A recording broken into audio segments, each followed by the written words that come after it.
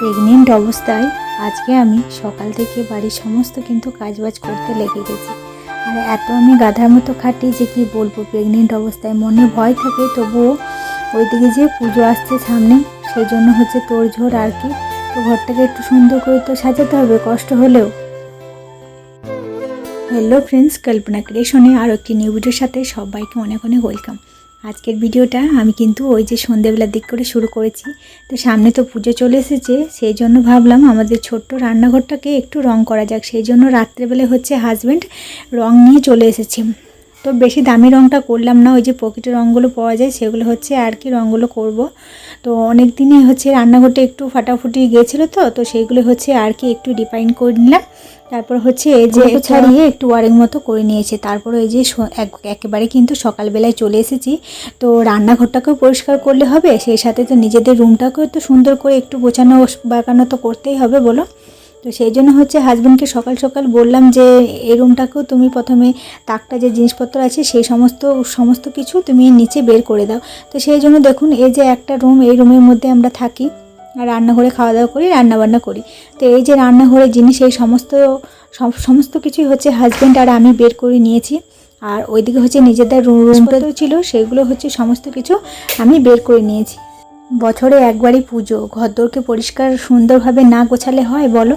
সেগুলো তো সুন্দর করে গোছাতেই হবে। আর আমি প্রেগনেন্ট অবস্থায় নিজেকে কখনো হার কিন্তু মানাইনি। শরীরে অসুবিধা হচ্ছে, একটু কষ্ট হচ্ছে, তাও কিন্তু নিজের মতো করে কিন্তু কাজগুলোকে সবসময় চেষ্টা করছি যে গুছিয়ে একটু রাখতে পারি। শরীরের মধ্যে অনেক রকমের সমস্যা, আমার কী করব, সামনে তো পুজো, ঘরটাকে তো একটু সুন্দর করে সাজাতে হবে। ঘরগুলো যখন একবার ঝুলঝাড় ফাটাফুটি গেছে, সেগুলো দেখে একেবারে থাকতে পারছি না। আর হাজব্যান্ডও হচ্ছে সেই সময় হচ্ছে অনেক সমস্তই হচ্ছে হাজব্যান্ড কাজ করছে।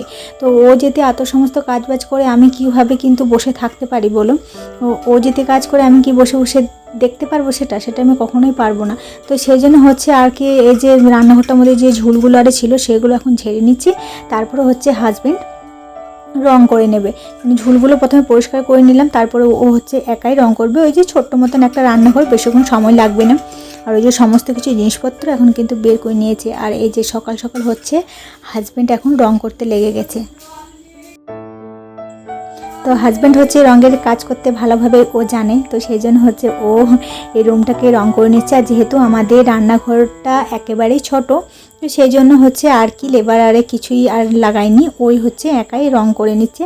আর সেই সাথে আমিও কিন্তু টুকিটাকিভাবে অনেক সমস্ত কিছু হচ্ছে কাজবাজগুলো করেছি। আমিও বসে থাকতে পারিনি, আমার এই অবস্থাতেও আমি বাড়িতে অনেক সমস্ত কিন্তু আমি কাজ করেছি। আর আপনারা তো জানেনই যে রং করলে বাড়িতে কিন্তু বেশি সমস্ত কাজ বেরোয়। যে রাজমিস্ত্রির যেগুলো কাজগুলো হয় সেগুলো থেকেও হচ্ছে রং করলে বাড়িতে কিন্তু অনেক সমস্ত কাজ কিন্তু বেরোই যায়। তো কী করব, ওই যে প্রেগনেন্ট সমস্ত কিছু করছিলাম, অনেকটাই অসুবিধা হচ্ছিল। আর অসুবিধার সাথে সাথে হচ্ছে আমি বিকেলবেলাতে একেবারে উঠতে পারিনি। আর তারপর হচ্ছে ওই রান্নাঘর পরে হচ্ছে তারপরে হচ্ছে আমি এই যে রুমটাকে চলে এলাম, যে রুমে আমরা থাকি সেই রুমটাকে হচ্ছে আচ্ছা করে সুন্দর করে যে ঝুলগুলো আরে ছিল সেগুলো হচ্ছে ঝেড়ে নিচ্ছি।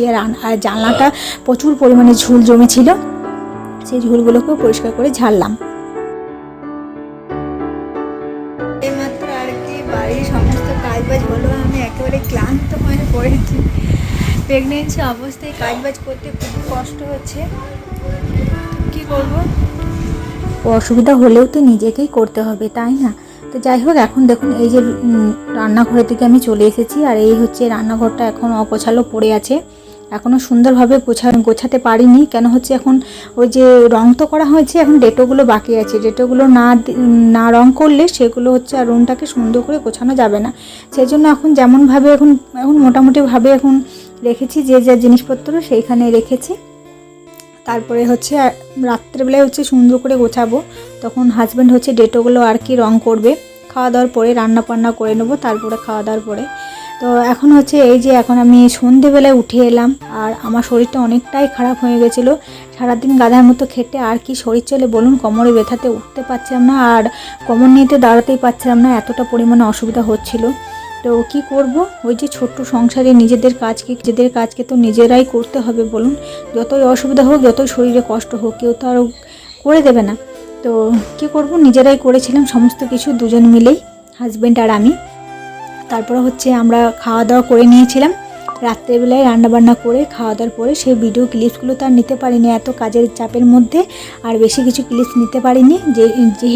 যেইটুকুই ক্লিপস নিয়েছি সেগুলি হচ্ছে আর কি আপনাদের সাথে এই যে ছোট্ট করে ভিডিওর মাধ্যমে আপনাদের সাথে শেয়ার করছি।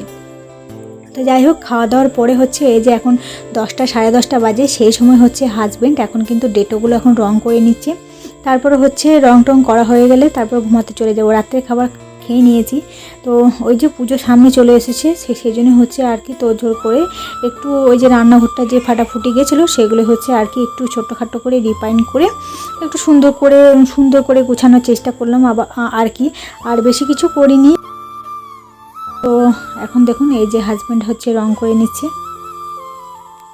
ওই তো আপনাদেরকে বললামই ঘরটা তখন সুন্দর করে গোছানো হয়নি, ওই যে মশলাপাতির ডিব্বাগুলো ছিল সেগুলি হচ্ছে আর কি এখন সুন্দর করে একটু গুছিয়ে নিয়েছি। তারপরে এই ডেটোগুলো রং করে নিয়ে তারপরে 2টো ফ্যান চালিয়ে দেবো রাত্রের বেলায়, তারপর সকালে হচ্ছে সুন্দর করে গুছিয়ে নেব। তো যাই হোক বন্ধুরা, ভিডিওটা আমি এখানে এন্ড করছি। ভালো থাকলে অবশ্যই লাইক কমেন্ট করে আমার সাথে থাকবেন। টাটা।